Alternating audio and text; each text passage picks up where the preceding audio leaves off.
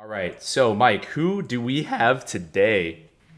We have young Nick Hernandez, one of the dullest Viking legends for my high school. There you He go. came a little bit after me, but he's a good friend of my younger brother. He has some notoriety to his name, a pitcher that kind of tore it up on the mound. Ooh. He was a 2021 Astros organizational all-star. He was also pitcher of the year for the Corpus Christi Hooks. Yeah. The first thing I wanted to get out for everybody, I did mention you're a pitcher, right? For our audience who are like gamers and also like maybe other athletes too, but like, can you explain to us what being a pitcher is like? Being a pitcher is all about execution. So you're given a ball and you're trying to execute quality pitches, and nothing else matters. Like it's not like hitting where you're kind of just reacting to whatever the pitcher throws at you. It's more I got this task and I'm trying to execute this task, and there is pressure involved. Right. Right. Yeah, a lot of pitching is mental. Yeah. So I guess kind of like what you're saying, right? Is like you're the one initiating the action, right? And then like, the batters are the ones reacting, right? So that's kind of badass for you. So you're the one that doing a two-step, right? You're the one taking the lead right there, right? And then the other people are following your steps, yeah. So I guess some of the questions that we wanted to ask you about being a pitcher is like, what's your favorite feeling? What's the best part about being a pitcher? What would you say? Striking someone out, probably. Hey, there you Okay. go. Just like, or striking out the side in an inning. It's kind of like just like totally dominating, but Gotcha. also executing a pitch to your like the pitch type to the location that you wanted, Right. and it doing having the Exactly. Yep. movement, velocity, whatever you were trying to do, and Right. commanding it and doing all of that and executing it. That's a good feeling too. So when you said that, it made me think of like mechanically you to do all these things, especially so sometimes you're able to like speed. It's easier to speed up, I think. But do you ever? Because I don't know how much baseball goes, like the heights and level differences. But when you want to slow down on purpose, is that ever something you would choose to do? Like you slow down your pitch at your level, or is that like something that only works at lower levels? So, do you mean slowing down like the velocity? Yeah, the velocity. Sorry. Yeah, so if you're throwing an off-speed pitch, then you have a grip. So a fastball is like a four-seam grip, and it's like Okay. the best grip to get behind the baseball to apply the most force to the Right. baseball. Like optimal, Okay. right?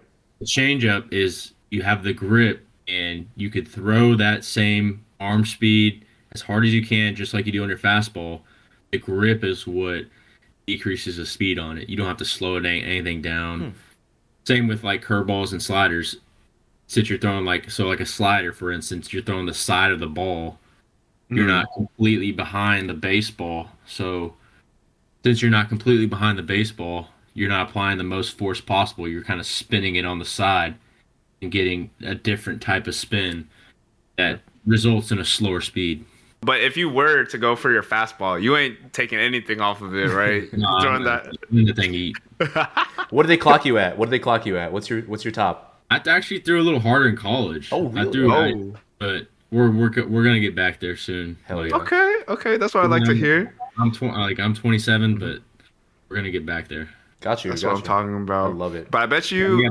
my hardest was, I think the hardest I ever hit on a radar gun is 96. Sheesh. You want to get around that. You got flames coming out from behind it and everything, like the smoke trail. You break the I think sonic it was boom. I think it was just like, dude, in college you see like this is in junior college too. Uh-huh. Uh, There's like 20 scouts behind the stand, so you see them raise their radar gun. You're just Right. like, Ha! I'm about to rip this. About my to time do to show something. what I got. You Yeah, know? So right, you got that adrenaline and just Hell it yeah. just helps a lot with velo. Propelling you, yeah. Okay, that's really badass. So we were talking about sort of a few of like the teams you were playing for, but I guess we were like wondering about which ones specifically. I think you said the Corpus, or was it the Corpus Christi Hooks, right? And then also the Houston Astros, right? I had a question for you. Why? And I asked this to Gally before because he was been on some of these teams. But why are the names of minor league teams absolutely so goofy? Those things are just like funny out there. Trash Yeah, pandas, there's some, etc. there's some crazy ones out there. I don't know. Just it's always been like that. That's It's usually hilarious. minor league teams are usually like in smaller towns. Mhm. Like there's been some crazy names and some Yes, sir. ends of small towns and all that stuff. Yeah. Do you imagine? Okay, like, so keep that thought in mind. Like, all these crazy names, right? What if you were playing Fortnite, right? And someone came on with like some uniform of like one of those minor league teams, like Trash Pandas. We got the I forgot, Portland Hops or something like that. I forget. Like Gally was telling us there was like Yeah. some brewery. Yo, that's actually kind of cool. But if I imagine someone playing Fortnite or something and they roll up like that, I'd be like shocked. I'd be like, what's happening right now?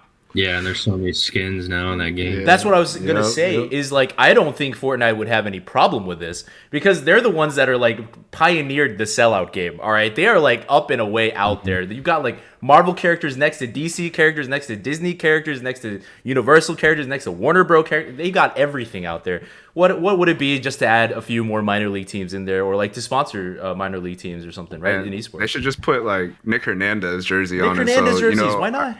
our guy Well, could get some money there. That's where we're heading to. Hey, Let's go. With the NFTs, Yeah. like uh-huh.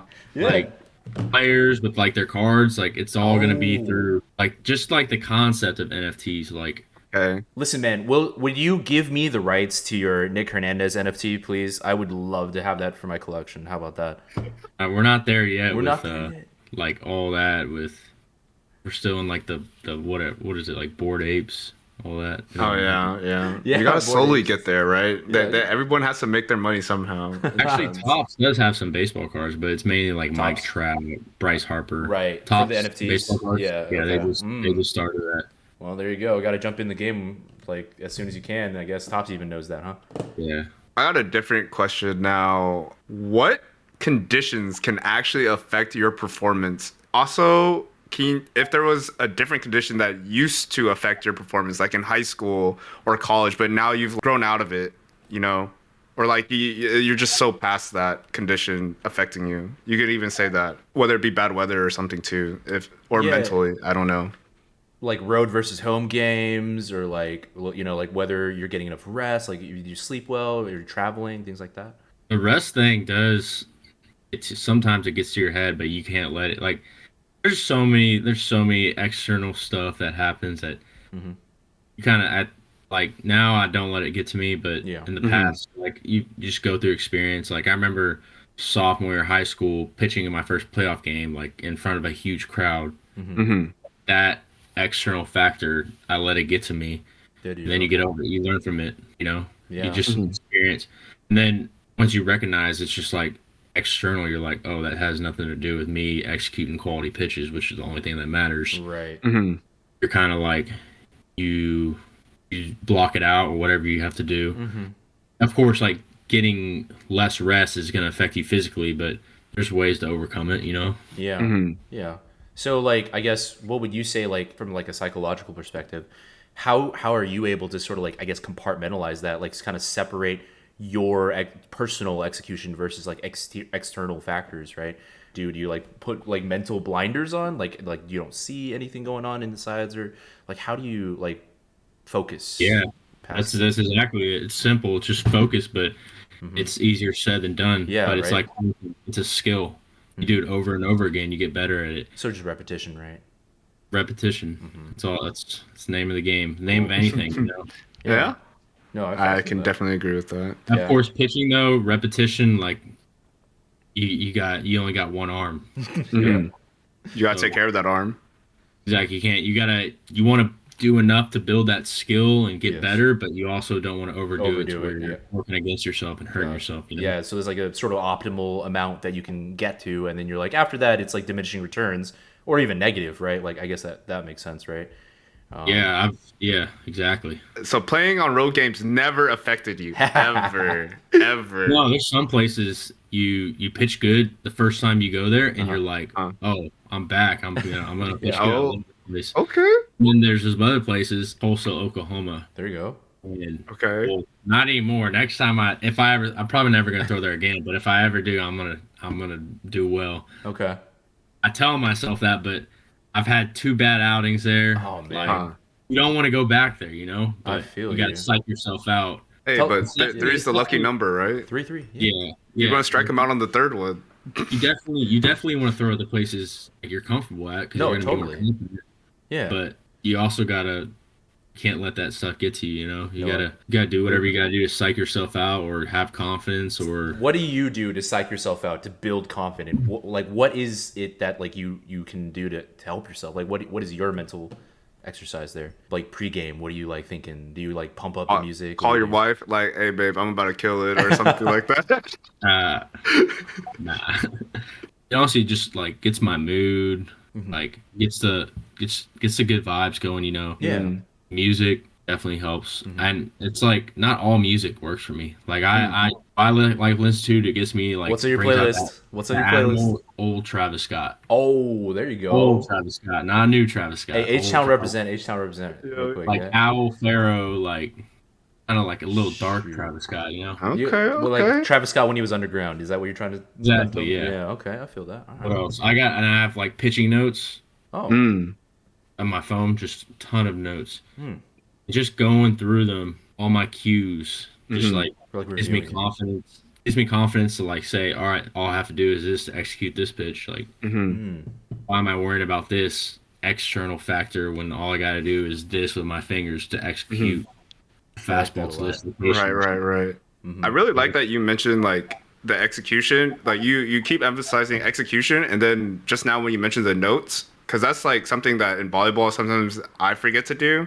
Like it's just like say like, oh, I need to actually throw one of my arms up so I can like target the ball better, or like some mechanical thing that you would mention. Like all I have to do is just like remember this, and I'll do it. Right. Yeah, like you're going through your mind and you're talking, you're telling yourself like all these other things, like Yeah. oh, like I don't know, something that doesn't matter at all with you having to hit the volleyball Mm-hmm. a certain way. When you go back into your notes, a lot of people take notes, but they don't go back and look at them. Mm. I see. That's one of the key things, like, and that gives you that extra confidence. I mean, confidence is everything. Just knowing what to do to execute. I like that. That's some real stuff right there. That's what I needed to hear. But maybe I'll start like hitting my serve like you throw your pitches, brother. Yeah, just take a little notes, and then right before your game, your volleyball game, just Mm-hmm. go over a little bit, and you'll remember them. You know what's in Nick's notes right now? It just says win the game. Let's yeah. Ooh. too broad. Too broad. All right. Win the Fair pitch. enough. Whoa, Win the pitch. when each pitch is a battle, and in every battle adds up to the war, right? Exactly, There we exactly, go. That's a One lot pitch at better. a time. Ah, Yeah, okay. that's talking about it right now. Like that's one Yeah. pitch at a time. That's Yes, sir. present moment. Be in the present moment. You can't think about the future. I think about now. One step at a time. I like that a lot. I think that can actually apply to, well, a metric crap ton of anything that we do in life, right? I suppose, right? Like, it seems, like a big mountain to climb unless, like, you say, like, well, every step of the way is, like, one part of it, right? So, Okay, picture yourself playing either Fortnite or COD, because I know those are the games you like to play. And to our viewers who don't know, this guy is a COD guy and a Fortnite guy running around getting top tens, right? How do you take that?